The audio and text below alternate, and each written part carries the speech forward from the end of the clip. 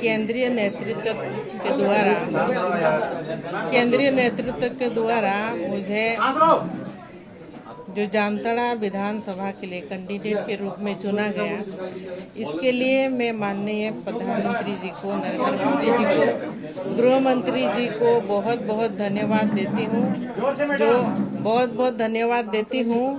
जो मुझे उस सीट जो पूर्व की सरकार में जो मंत्री रहे इरफान अंसारी जी, और उनके अगेंस्ट में हमको खड़ा किए हैं, और मैं ज़रूर तैयार हुई हूँ। और जिस तरह से मेरे स्वर्गीय पति दुर्गा सोरेन जी का शुरुआत में सोच रहा कि झारखंड को एक ऐसा राज्य बनाने का जो सपना था, जो आज तक साकार नहीं हो पाया है, तो उस सपना को हमको साकार करना है। और आज एक सही जगह हमको सही प्लेटफॉर्म मिल गई है, और भारतीय जनता पार्टी में ज्वाइन करने के बाद जो भी हमको केंद्रीय नेतृत्व हमको संभालने के लिए जिम्मेवारी देंगे, उसको हम संभालेंगे, निभाएंगे आने वाले दिनों में।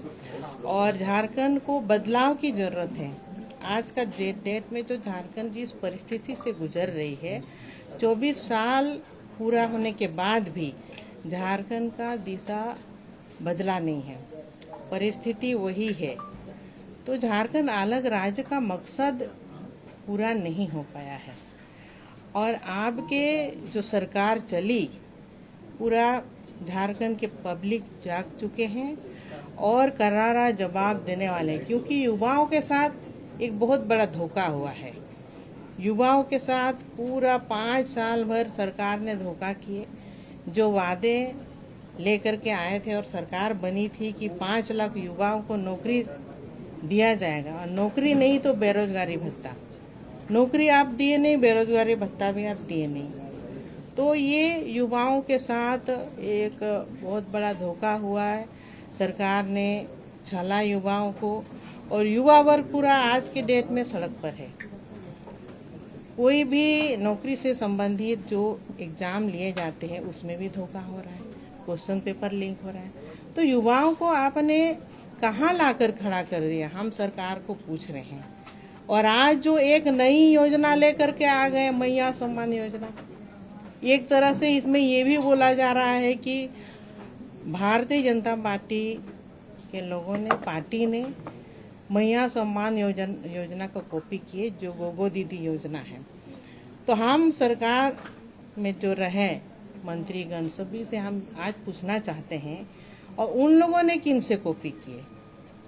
ये तो जो मध्य प्रदेश के सीएम रहे शिवराज सिंह चौहान जी, वहाँ उन्होंने पहले योजना लक्ष्मी लाडली योजना चालू किए थे, और उस योजना को देखते हुए आज जेएमएम सरकार ने भी वो योजना को चालू किया। लेकिन ये योजना भी उनके द्वारा जो चालू किया गया है, जो मैया सम्मान योजना, ये महिलाओं को सिर्फ एक दाना डालने के लिए और चुनाव का जो चारा बोला जाता है, वोट बैंक को बढ़ाने के लिए, इस सोच के साथ में ये योजना को लेकर के आए हैं।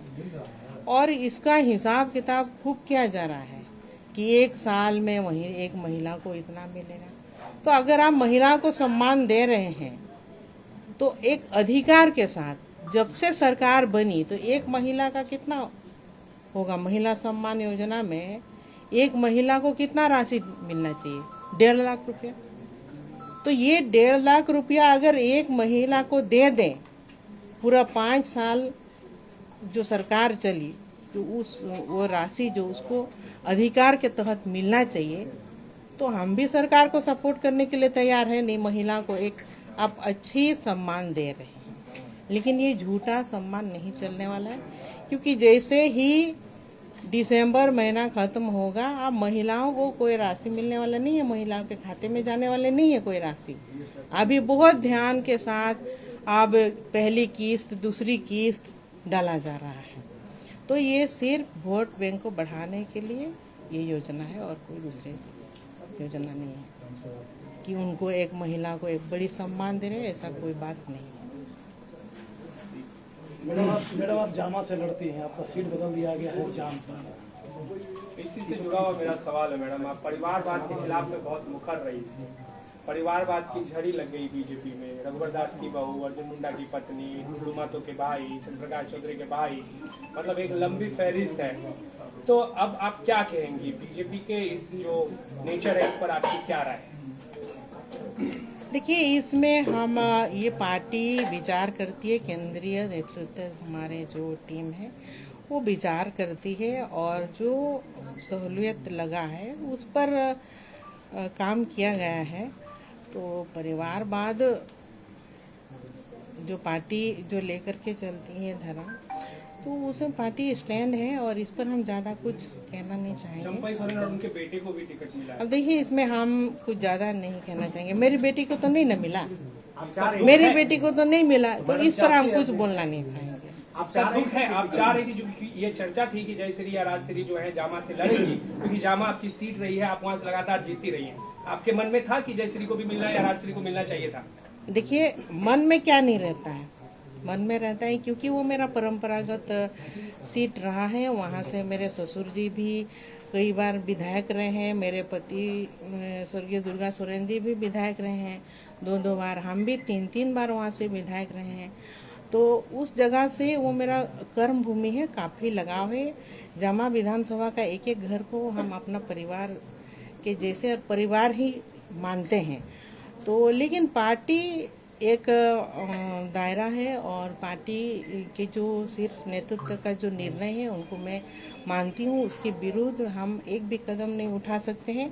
इसलिए पार्टी का हम सम्मान करते हैं और पार्टी जो निर्णय लिए है उसी पर हम स्टैंड हैं। जामताड़ा नया जगह है, जामताड़ा में चुनौती काफी ज्यादा अलग मिलेगी वहाँ पे। देखिए, जो समीकरण है, वोटों का जो भी समीकरण है, हम तो जामताड़ा ही नहीं, आप लोग जो बोले कोई नया जगह नहीं है। झारखंड का हर एक कोना मेरा पहचाना हुआ और हर एक कोना और हर एक कोई भी अगर विधानसभा से हमको लड़ा दिया जाए, पार्टी कहे, तो हम लड़ने के लिए तैयार हैं।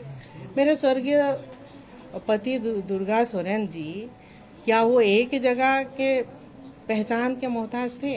उन्होंने पूरा झारखंड में हर वर्गों का काम किया है, दलितों का, अल्पसंख्यक का, पिछड़ा वर्ग का, सभी यहाँ के स्थानीय लोगों का, सभी का काम किया है और सभी के विकास में वो गरीबों के मसीहा थे, उनको कहाँ नहीं बुलाया जाता था। तो उस नाते मेरे साथ भी जो उनके साथ पब्लिक करते थे, जो मेरे साथ भी वो विश्वास रखे हैं, तो आज का डेट में भी। इसीलिए जामताड़ा कोई नया जगह नहीं है मेरे लिए, वहाँ से हम जरूर जीतेंगे और कमल खिलेगा। इस बार भारी बदलाव होगा, हमारी सरकार बनेगी। मैडम, वहाँ पे बांग्लादेशी घुसपैठियों की बात हुई, क्योंकि वहाँ जो नारायणपुर का इलाका है या कर्माटाड़ का इलाका है, उस इलाके में बांग्लादेशी काफ़ी संख्या में आ रहे हैं। ये मुद्दा रहेगा आपका वहाँ जामताड़ा में? जी बिल्कुल रहेगा, क्योंकि ये आदिवासियों को एक टारगेट किया गया, एक समाप्त करने के लिए एक बहुत बड़ा साजिश। जो बांग्लादेशी जो घुसपैठी आ रहे हैं, अब क्यों आ रहे हैं सबको हम लोग जानते ही हैं। सीधा झारखंड के जो ज़मीन है, आदिवासियों का ज़मीन को कब्जा कर रहे हैं।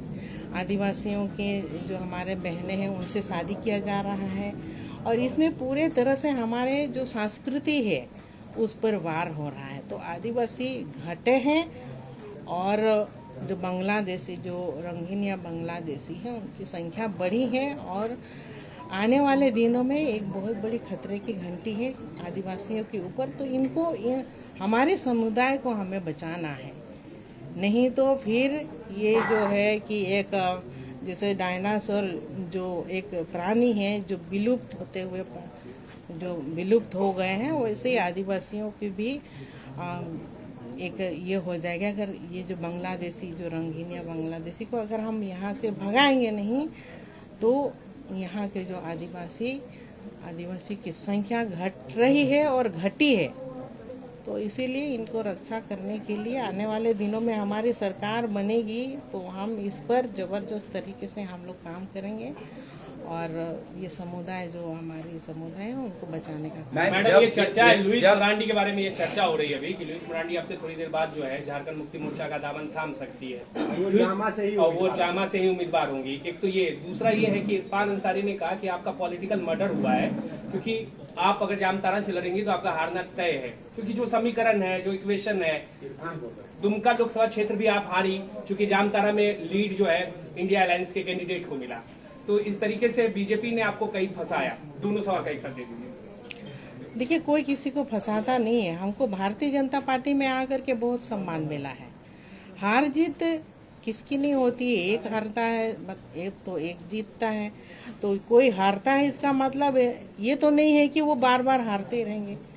जनता पब्लिक मेरे ऊपर आप बहुत बड़ा विश्वास रखे हैं, क्योंकि जामताड़ा जैसे जहाँ से वो मंत्री बने हैं क्या विकास हुआ है, वहाँ से इतना कॉल आता है, जो जल नल योजना है। अब ये सरकार ने जनता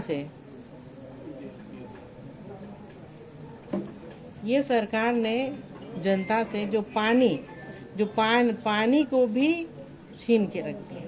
पानी की जो योजनाएं है, कई बार हमको वहाँ से कॉल आता है कि कई जगह पर पानी नहीं है, तो आप पानी ही नहीं पिला सकते हैं, तो ऐसे सरकार का क्या काम है। तो क्या विकास हुआ है? विकास नाम का कोई चीज़ नहीं है। अब भारी बदलाव होना चाहिए, पूरा जामताड़ा ही नहीं सभी विधानसभा में बदलाव होनी चाहिए। तो इसके लिए भारतीय जनता पार्टी के ऊपर हमारे झारखंड के लोगों ने एक बहुत उम्मीद की नज़रों से देख रहे हैं। इस सरकार से तो पूरा तरह से मन हट चुका है। तो भारतीय जनता पार्टी की जब सरकार बनेगी तो सभी तरह का विकास का काम होगा, और यहाँ के जनता, जो यहाँ के युवा वर्ग है, महिला वर्ग है, सबको लेकर के हम लोग चलने के लिए तैयार है। हमारी सरकार जब बनेगी। मैम एक सवाल है कि आप जब जेएमएम में थे तो उस वक्त बांग्लादेशी मुद्दा और आदिवासियों की रक्षा की मुद्दा आप क्यों नहीं उठाए जब आप जेएमएम में थे? देखिए, उस समय इतना पता नहीं चला था। उस समय ये जो चीज़ था एक नज़र नहीं आ रहा था। चल तो रहा था, लेकिन हमारे सामने वैसे कोई नज़र नहीं आ रहा था। आप लोग जानते ही होंगे कि ये तो हाल फिलहाल में इसको देखा गया है, आदिवासियों के साथ जो हो रहा है, जो वहाँ पर जो पाकुड़ में जो घटना हुई, जो हमारे आदिवासी जो केकेएम कॉलेज के जो हमारे बच्चे हैं, तो ये घटना, और जो गाय बथान में घटना हुई, तो ये घटना दर्शाता है कि जो कॉलेज के लड़के लोग हैं वो इस तरह के घटना से वो लोग भी त्रस्त हैं। और ऐसे ही एक सड़कों पर उतरने वाले थे। एक बड़ा योजना उन लोगों ने तैयार किए थे कि इस तरह का जो बांग्लादेशी घुट पेटी जो आ रहे हैं उनको विरोध करने के लिए। इन वक्त पर सरकार के टीम ने, जो भी पुलिस वर्ग ने उनके ऊपर हमला किए। तो हम पूछना चाहते हैं कि सरकार जो हमारे आदिवासी बच्चे के साथ में इतना मारपीट हुआ, इतनी बड़ी घटना हुई, एक भी मंत्रीगण हमारे आदिवासी बच्चे के पक्ष में बोले नहीं। कोई क्यों नहीं बोले? क्या वो लोग आदिवासी नहीं? क्यों नहीं बोले? आज जो इरफान इतना बोल रहा है, तो सरकार के तो कोई लोग बोले नहीं उनके पक्ष में। तो क्या आप आदिवासियों के साथ क्या कर रहे हैं? तब आदिवासी मुख्यमंत्री है, तो यानी कि आप आदिवासियों के दुश्मन हैं। झारखंड में आदिवासी जो है अपने हक और अधिकार की बात कर रही है, सरना धर्म कोड की बात कर रही है, बहुत बड़ा मुद्दा है, और वही मुद्दा लोकसभा में भी देखने को मिला, समझने को भी मिला। तो क्या भाजपा इसको गारंटी देगी या कुछ आश्वासन देगी कि आपकी जो है कि धर्म कोड मिलेगा अलग से? बहुत बड़ा मुद्दा है। बिल्कुल ये जो सरना धर्म कोड को तो पास कर दिया गया, लेकिन उसके बाद भी सरकार ने उसके पीछे कुछ भी नहीं किया। आप पास करके भेज दिए दिल्ली, उसका क्या हुआ? आप दिल्ली तक आंदोलन करने क्यों नहीं गए भाई? क्योंकि केंद्रीय नेतृत्व को कैसे आप सुनाएंगे? आप बस यहाँ से भेज दिए, इसके बाद कोई मतलब नहीं है। आने वाले दिन में भारतीय जनता पार्टी ही सरना धर्म कोड को भी लेकर के आएंगे, ये आप लोग को आज हम आश्वस्त कर दे रहे हैं। आप लंबे समय तक जेल में आप लंबे समय तक जेएमएम में रही और 5 साल से यहाँ पर महिला आयोग नहीं है। महिलाओं का इंसाफ क्यों नहीं हो पा रहा है, आपको पता है अंदर की बात क्यों क्या है? देखिए, ये सरकार को जवाब देनी चाहिए, ये मेरा मुद्दा नहीं है। सरकार को जवाब देना चाहिए ना, मौजूदा सरकार है उनसे आप लोग पूछते, क्योंकि कितनी घटनाएं हुई है, महिलाओं के ऊपर अत्याचार हुआ है। तो आज महिला सम्मान योजना निकाले हैं, महिलाओं को सुरक्षित करने के लिए कुछ जिम्मेवार कौन है? सरकार को हम पूछते हैं, आप लोग भी पूछिए। सिर्फ वोट बैंक बढ़ाने से काम नहीं होगा। महिलाओं को अपनी राज्य में किस तरह से सुरक्षित रखा जाए, उसके लिए क्या प्लानिंग है सरकार की? सीता जी जयश्री चुनाव लड़ रही हैं। देखिए, वो पार्टी के ऊपर है, पार्टी तय करते हैं जो उस पर हम हैं, और पार्टी के विरुद्ध हम कहीं से भी है नहीं, और हम इस पर हम कुछ बोलना नहीं चाहेंगे, वो निर्णय पार्टी का है। सारे लोग आए, रघुवर दास की बहू आई, लड़ दिए चुनाव, और भी परिवार के लोग हैं, तो आपको अफसोस नहीं है कि आपके परिवार से जब सब कुछ परिवारवाद चल रहा है तो आपको एक्सेप्शन क्यों रखा गया? देखिए, हमको कोई अफसोस नहीं है। हम ये पार्टी से जुड़े हुए हैं, पार्टी से अलग नहीं है। पार्टी हमको सम्मान देती है और आगे भी देगी, और जो नए लोग आए हैं उनको हम पार्टी में स्वागत करते हैं।